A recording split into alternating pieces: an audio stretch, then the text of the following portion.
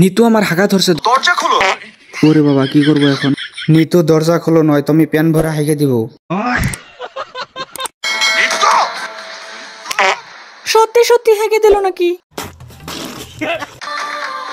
আমি জানতাম হাগুর কথা না বললে তুমি তুমি দরজা খুলবা না। ওরে বাবা! তুমি আর কোনোদিনও হাগু নিয়ে ভয় দেখাবা না। যদি কোনোদিনও তুমি আমাকে এভাবে ভয় দেখাও তাহলে আমি এই পিস্তল তোমার পিছু দিয়ে ঢুকে দিব। নিতু! আমি সব সহ্য করে নিতে পারবো, কিন্তু তোমার এই হাগু আসলে আমি সহ্য করতে পারবো না। তাহলে এবার হাগুটা তো ক্লিয়ার করতে দিবে।